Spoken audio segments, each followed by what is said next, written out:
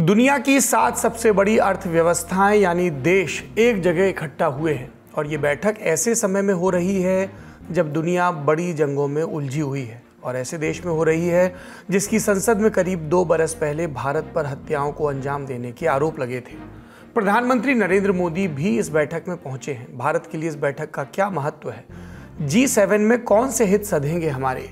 क्या वैश्विक व्यवस्था बदलेगी? ऐसी दुनिया का रास्ता बनेगा जहां 1 या 2 देशों के पास सब पर असर डालने की ताकत ना हो? कनाडा के साथ रिश्तों को पटरी पर लाने का रास्ता इसी बैठक से क्या होकर जाएगा?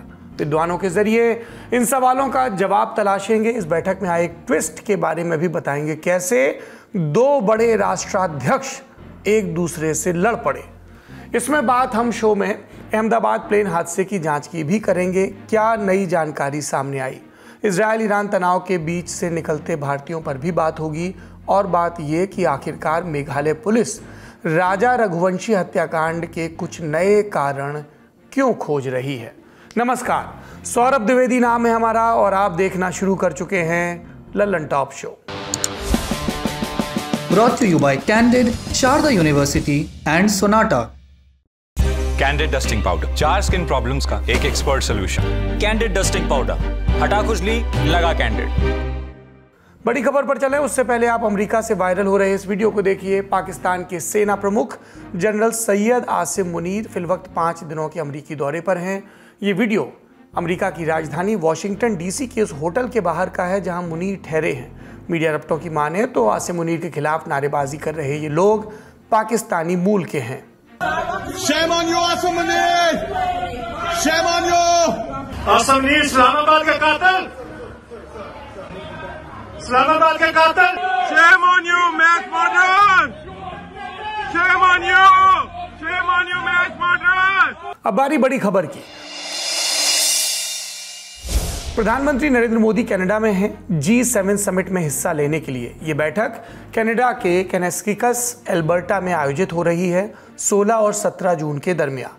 प्रधानमंत्री का विमान 16 जून को कैलगरी इंटरनेशनल एयरपोर्ट पर लैंड हुआ और उनकी तस्वीर के साथ एक पोस्ट आई। G7 में कई नेताओं से मुलाकात होगी, जरूरी वैश्विक मुद्दों पर बात होगी, ग्लोबल साउथ की प्राथमिकताओं पर जोर दूंगा। G7 की बैठक ऐसे समय में हो रही है जब दुनिया में भीषण उथल पुथल है। पश्चिमी एशिया में ईरान और इजराइल का संघर्ष, यूरोप में रूस और यूक्रेन के बीच जंग, दुनिया का सरपंच बनने के शौकीन डोनाल्ड ट्रंप की अगुवाई में अमेरिका ने व्यापार युद्ध, एक टैरिफ वॉर छेड़ रखा है। उनकी कहानी अलग ही है। ऐसे डिलुलू में हैं कि अपने ही सहयोगियों से भिड़े हैं। ऐसे गाढ़े समय में इस बैठक में भारत के मुद्दे क्या हैं और भारत कैसे अपने एजेंडा को लागू करवाने में सफलता हासिल कर सकता है, खासकर उस मंच पर जिसका भारत औपचारिक सदस्य भी नहीं है। इन सवालों के जवाब आगे तलाशेंगे, पर पहले जानते हैं कि G7 है क्या। इसमें एशिया से जापान है, यूरोप से फ्रांस, इटली, जर्मनी और यूके, नॉर्थ अमेरिका से अमेरिका और कनाडा, 3 महाद्वीप, 7 देश, कुल आबादी दुनिया की 10% और कुल GDP दुनिया की 44%। UN सिक्योरिटी काउंसिल में भी G7 के 3 परमानेंट मेंबर हैं, अमेरिका, फ्रांस और यूके। इन्हीं आंकड़ों और तथ्यों को एक धागे में पिरोने से निकलता है ये G7, दुनिया के 7 सबसे ताकतवर और उद्योगों से भरे पूरे कमाए खाए अघाए देशों का गुट। आड़े टेढ़े, प्रत्यक्ष अप्रत्यक्ष, जिस तरीके से कहिए, पूरी दुनिया का चाल चरित्र तय करने में एक ताकतवर गुट। G7 जो है वो नेटो, EU या UN की तरह कोई आधिकारिक संगठन नहीं है। इसका अपना हेडक्वार्टर या तय नियमावली नहीं है। इसके बावजूद इस G7 ने दुनिया की कई बड़ी समस्याओं को सुलझाने में मदद की है। भारत इसका मेंबर नहीं है, लेकिन 2019 से लगातार इन बैठकों में आमंत्रित किया जा रहा है। प्रधानमंत्री नरेंद्र मोदी के लिए 6वां G7 सम्मेलन है। G7 का महत्व समझने के लिए कुछ पॉइंटर्स पर गौर करिए। G7 एक ग्लोबल पॉलिसी फोरम है। इसमें शामिल 7 देश मिलकर पूरी दुनिया को प्रभावित करने वाले मुद्दों पर चर्चा करते हैं। अर्थव्यवस्था की नज़र से ये दुनिया के 9 सबसे बड़े देशों में से 7 देश इसका सदस्य हैं। प्रति व्यक्ति आय के मामले में दुनिया के 15 टॉप देशों में से 7 G7 के मेंबर हैं। G7 देश दुनिया के 10 सबसे बड़े निर्यातकों में भी शामिल हैं। इसके अलावा G7 के सदस्य देश यूनाइटेड नेशंस को डोनेशन देने वाले टॉप 10 देशों की लिस्ट में भी शामिल हैं। ये बेसिक जानकारी है। अब थोड़ा बैकग्राउंड खंगालते हैं। अभी जैसा वैश्विक भूचाल साल 1973 में भी आया था, लपेटे में था अमेरिका और सहयोगी देश। एक से बढ़कर एक घटनाएं और कांड। कभी वाटरगेट स्कैंडल जिसकी चपेट में अमेरिकी राष्ट्रपति आए, कभी वियतनाम वॉर के खिलाफ प्रोटेस्ट। उधर मिडिल ईस्ट के इलाके में लगातार बदलती सत्ताएं, हलचल मचनी तय थी। इन समस्याओं का हल निकालने के लिए 25 मार्च 1973 को अमेरिका, यूके, फ्रांस और वेस्ट जर्मनी, तब तक जर्मनी का एकीकरण नहीं हुआ था, बर्लिन की दीवार नहीं गिरी थी, ये 4 देश और इन देशों के वित्त मंत्री वॉशिंगटन डीसी की एक लाइब्रेरी में इकट्ठा हुए। तब इस गुट को G4 या लाइब्रेरी ग्रुप का नाम दिया गया। कुछ महीने बाद जापान भी इस ग्रुप का हिस्सा बन गया तो नाम बदलकर हो गया G5। इसी बरस अक्टूबर 1973 में एक बड़ी वैश्विक घटना हुई। सीरिया और इजिप्ट, जिसे हम हिंदी में मिस्र कहते हैं, इन 2 देशों ने मिलकर इजराइल पर हमला कर दिया और तब अमेरिका ने इजराइल को लगभग 20,000 करोड़ रुपए की सैन्य सहायता देने का ऐलान किया। इससे अरब देश नाराज हो गए। उन्होंने इजराइल से दोस्ताना संबंध रखने वाले देशों पर एम्बार्गो, प्रतिबंध लगा दिया, तेल की सप्लाई रोक दी। इसके चलते अमेरिका, यूरोप और जापान जैसे देशों में हाहाकार मचा। हालांकि अगले साल तक ये विवाद सुलझ गया, लेकिन पश्चिमी देशों को आशंका हो गई कि अरब देश कोई बहाना बनाकर फिर से तेल की सप्लाई रोक सकते हैं। इन्हीं चिंताओं के बीच नवंबर 1975 में जर्मनी और फ्रांस ने मिलकर G5 की बैठक बुलाई। फ्रांस का पड़ोसी होने के नाते इटली को भी निमंत्रण मिला। तब से ये G6 कहा जाने लगा। अगले साल यानी 1976 में कनाडा को भी इसमें शामिल किया गया और फिर इस समूह का नाम हो गया G7। कालांतर में G7 की बैठकों में यूरोपियन कमीशन और यूरोपियन काउंसिल को भी बुलाया जाने लगा। हालांकि उन्हें कभी आधिकारिक तौर पर सदस्य का दर्जा नहीं मिला। इसके बाद आया 1990 का बरस, सोवियत संघ का पतन। तमाम चिंताओं के बीच भी फिर 1998 में रूस को इस ग्रुप में जोड़ा गया और तब ग्रुप का नाम हो गया G8। हुआ यह कि तब के अमेरिकी राष्ट्रपति बिल क्लिंटन को लगा कि अगर रूस को इस समूह में लाएंगे तो कई फायदे होंगे। भाईचारा बढ़ेगा, शीत युद्ध का तनाव घटेगा, नेटो का दायरा बढ़ जाएगा। रूस के पहले राष्ट्रपति बोरिस येल्त्सिन भी रफ्ता रफ्ता वो मेरे पश्चिम के मेहमा हो गए वाले मूड में दिख रहे थे। लेकिन कुछ ही वक्त बाद उनकी सत्ता गई और आया एक बड़ा ट्विस्ट। इसका नाम व्लादिमीर पुतिन। वो आए अपनी चौड़ में, आक्रामक विदेश नीति, लोकतंत्र में कतई भरोसा नहीं, बाहरी लड़ाई में हिंसक दखल के लिए 24/7 तैयार, बातें करते रूस का गौरव लौटाने की, मेक रशिया ग्रेट अगेन करते कराते मार्च 2014 में उन्होंने क्रीमिया पर हमले का आदेश भी दे दिया और कब्जा कर लिया। G8 के बाकी देश ये देखकर भौंचक्के रह गए। रूस को ग्रुप छोड़ने के लिए कहा गया पर पुतिन इसके लिए तैयार नहीं हुए। मजबूरन बाकी देशों ने मिलकर रूस को G8 से बाहर का रास्ता दिखा दिया और फिर से ग्रुप रीनेम होकर हो गया G7, ग्रुप 7। जैसा हमने शुरुआत में बताया, ये कोई औपचारिक संगठन नहीं है। इसमें जिन मुद्दों पर सहमति बनती है, सदस्य देश उन्हें मानने के लिए बाध्य नहीं होते। ये उनके देश के कानून और उनकी निजी पसंद पर निर्भर करता है। G7 की अध्यक्षता हर साल रोटेट होती है, यानी अदला बदली होती है। जिस देश के पास अध्यक्ष की कुर्सी होती है उसके पास एजेंडा तय करने का भी हक होता है। सदस्य देश आखिरी में बैठक का पूरा सार पेश करते हैं। इसे लिखने की जिम्मेदारी भी मेजबान देश के पास होती है। G7 ने अतीत में Chernobyl nuclear disaster, HIV, AIDS और मलेरिया के लिए फंड की जुटान, क्लाइमेट चेंज से निपटने और लैंगिक समानता हासिल करने में मदद की पहल की है।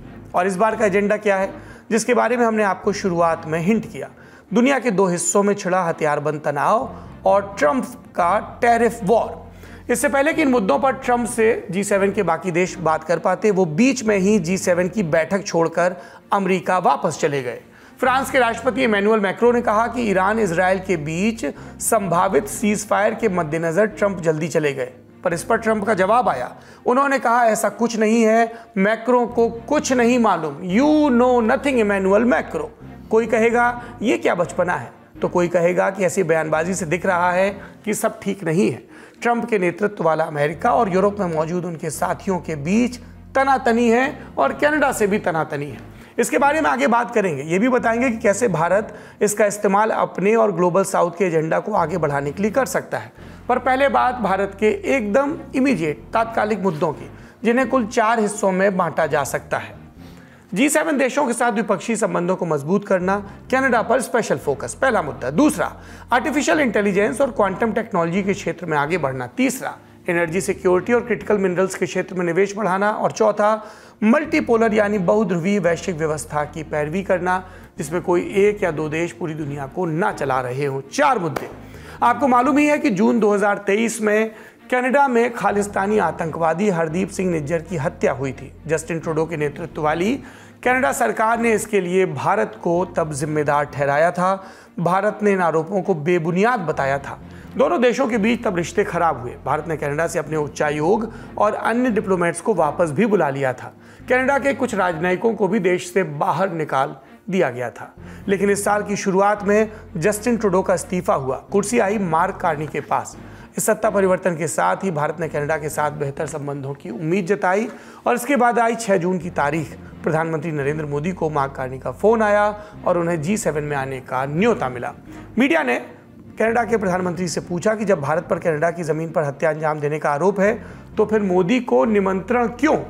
और माइक का जवाब था, भारत दुनिया की 5वीं सबसे बड़ी अर्थव्यवस्था है और ग्लोबल सप्लाई चेन के सेंटर में है।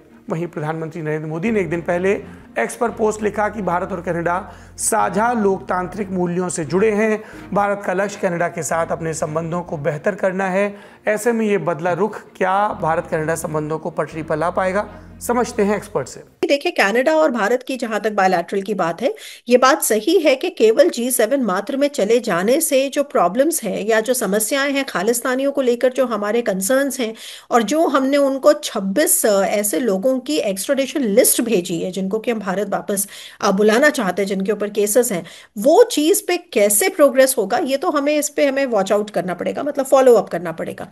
लेकिन एक जो इसके बीच में बहुत इंपॉर्टेंट डेवलपमेंट हुआ है जिसके बारे में बहुत बात अभी नहीं हो रही है, कि अगर आपने गौर किया हो कि अभी से कुछ दिन पहले ही मतलब तकरीबन 2-3 दिन पहले की ही न्यूज़ है जिसमें कनाडा और इंडिया जो है वो रेडी हुए हैं इंटेलिजेंस को शेयर करने के लिए। और ये जो इंटेलिजेंस है, इसको जो ये साझा करने की बात है, इसके लिए जो ऑब्जेक्टिव है ये है कि इंटरनेशनल क्राइम और एक्सट्रीमिज्म को कर्ब करने के लिए, कि इसके थ्रेट से निपटने के लिए कनाडा और इंडिया जो है वो प्लान कर रहे हैं इंटेलिजेंस शेयरिंग के लिए। अब आप ये सोचें कि ये जस्टिन ट्रूडो के वक्त से, जब आप याद करें कि जब निज्जर के केस की सारी बात थी और किस तरह से 5 आइज जो इंटेलिजेंस शेयरिंग कम्युनिटी है वो कैसे बात हो रही थी कि भारत को वो अंडरमाइन करना चाहते हैं, भारत की प्रोग्रेस को, वहां से लेकर यहाँ तक का जो आपको सफर दिख रहा है जहाँ पे भी कनाडा और इंडिया इस बात पे प्लान कर रहे हैं कि इंटेलिजेंस शेयरिंग कैसे करेंगे इंटरनेशनल क्राइम और एक्सट्रीमिज्म को बचाने के लिए, तो इससे क्या पता चलता है कि ये एक एनेबलिंग फ्रेमवर्क बनाया जा रहा है। तो ऐसे जो मीटिंग्स होती हैं, इन मीटिंग्स का सबसे बड़ा की टेक अवे यही होता है कि एनेबलिंग फ्रेमवर्क्स को हम कैसे बना सकते हैं, क्योंकि ये प्रॉब्लम्स बहुत स्ट्रक्चरल हैं। खालिस्तान का जो प्रॉब्लम है कनाडा में, वहां पे अच्छा खासा सपोर्ट है, उनका एक पॉलिटिकल उनके पास एक लेवरेज है। तो इन चीजों को डील करने के लिए कोई भी आप ऐसा नी जर्क रिएक्शन नहीं दे सकते। You have to get into something which has a structural impact. तो इसी के लिए ये एनेबलिंग फ्रेमवर्क्स बनाए जाते हैं और मेरी उम्मीद है, और जो जैसा कि रवैया भी दिख रहा है कार्नी की सरकार का, कि इसको लेकर पॉजिटिव डेवलपमेंट्स जरूर होंगे। G7 के लिए जरूरी है कि सब इकट्ठा हो जाए, क्योंकि इतने वॉर्स ब्रेकआउट हो गए हैं कि economy, the world economy itself is taking a hit. तो इसमें हमारा जो इंटरेस्ट इसमें है, बहुत ही जरूरी क्रिटिकल इंटरेस्ट ये है कि the economy must keep growing. क्योंकि आपका इम्पोर्टेंस ये नहीं है कि ठीक है आप इतने कल्चरल सेंटर हो, वो भी ठीक अच्छा है, वो भी अच्छा है कि हम लोग इतने लार्ज पॉपुलेशन है, लार्जेस्ट डेमोक्रेसी है, पर लेकिन क्रिटिकल फैक्टर ये है कि you are a growing economy. मतलब चारों तरफ आप देखो इकोनॉमीज जो है सब, जैसे यूरोप है उनके भी जीडीपी ग्रोथ तो बिल्कुल ही बहुत ही बुरी हालत, but is not growing very well, but India is. Canada के प्रधानमंत्री के अलावा पीएम मोदी दूसरे राष्ट्राध्यक्षों के साथ भी मुलाकात करेंगे। रिपोर्ट्स के मुताबिक यूक्रेन, जर्मनी और इटली के राष्ट्राध्यक्षों से मुलाकात की रूपरेखा बन चुकी है। वहीं जापान और यूके के प्रधानमंत्रियों के साथ भी बैठक हो सकती है। भारत का फोकस कौन सी डील्स पर रहेगा, ये समझते हैं। यूक्रेन के साथ फार्मास्यूटिकल और इंटर गवर्नमेंटल कमीशन यानी IGC पर बात, जर्मनी के साथ विज्ञान और तकनीकी पर सहयोग की बात, इटली के साथ ट्रेड और कनेक्टिविटी पार्टनरशिप पर बात, जापान के साथ हिंद प्रशांत क्षेत्र में रणनीतिक साझेदारी पर बात, यूके के साथ ट्रेड संबंधी बातचीत। Where the software engineer meets the gifted content writer, the world comes together at Sharda University.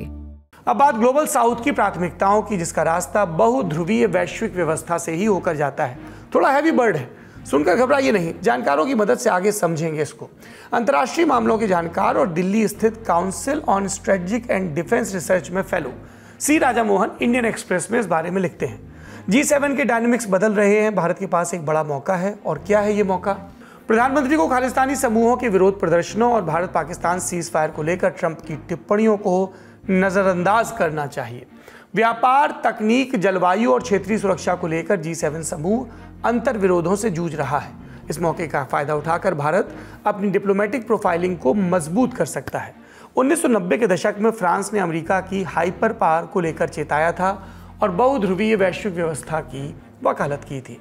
France ने भारत से इस मिशन में शामिल होने के लिए कहा था, लेकिन भारत ने रूस की तरफ से जाना चुना। हालांकि तकनीक और आर्थिक उन्नति के लिए भारत ने पश्चिमी देशों का रुख किया, संतुलन बनाने की कोशिश की।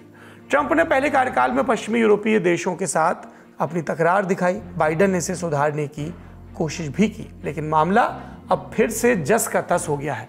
कनाडा के साथ भी अमेरिका की तकरार बरकरार है और बढ़ रही है। सी राजा मोहन आगे लिखते हैं कि ऐसे में ज़रूरत है कि प्रधानमंत्री नरेंद्र मोदी इन अंतर विरोधों का गंभीरता से मूल्यांकन करें, इसका असर भारत के हितों पर न पड़ने दें। अमेरिका से लेकर G7 तक के दूसरे देशों के साथ संबंधों को मजबूत बनाएं और एक नए ग्लोबल ऑर्डर को दिशा देने में अग्रणी भूमिका निभाएं।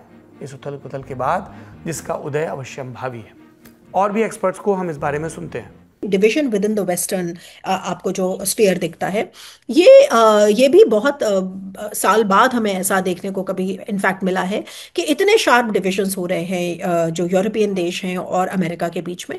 और कहीं ना कहीं वो भी एक तरीके का हमारे लिए, अगर आप भारत की दृष्टि से पूछें, इंडिया की तरफ से जो ये आउटरीच है यूरोप की, उसमें हम FTA उनके साथ नेगोशिएट कर रहे हैं, टेक्नोलॉजिकल पार्टनर हमारे हैं, बायलैटरली इतने सारे देशों के साथ हमारी बहुत अच्छा संबंध है, फ्रांस, जर्मनी, इटली, स्वीडन, तमाम ऐसे देश हैं, ग्रीस, और हम लगातार नए नए वहाँ पे स्ट्रेटेजिक गेटवेज भी हम परस्यू कर रहे हैं।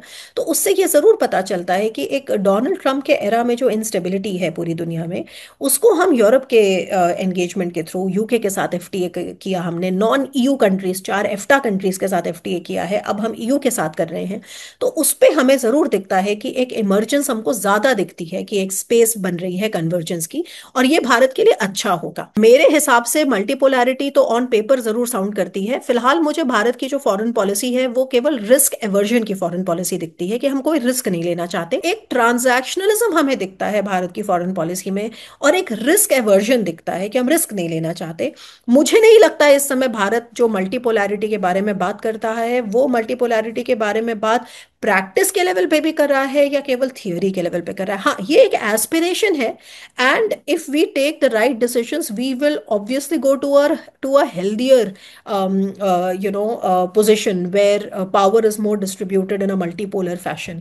बट अभी अगर आप बात करें तो मुझे लगता है हम मैनेज ज़्यादा कर रहे हैं, प्रैग्मेटिक है ज़्यादा, ट्रांजैक्शनल हैं और रिस्क एवर्स हैं। फ्यूचर में क्या हम उस तरह की मल्टीपोलैरिटी पे पहुंचेंगे या नहीं पहुंचेंगे, आई एम श्योर पहुंचेंगे, पर अभी इस वक्त पे जिस तरीके के दुनिया में प्रॉब्लम्स चल रही हैं, उसमें मुझे ऐसा भारत मल्टीपोलैरिटी का स्वर मुखर करता हुआ नहीं दिख रहा है। ये था G7 और भारत के एजेंडा का पूरा लेखा जोखा। बड़ी खबर को यहीं रोकते हैं और अब सुर्खियों की तरफ चलते हैं।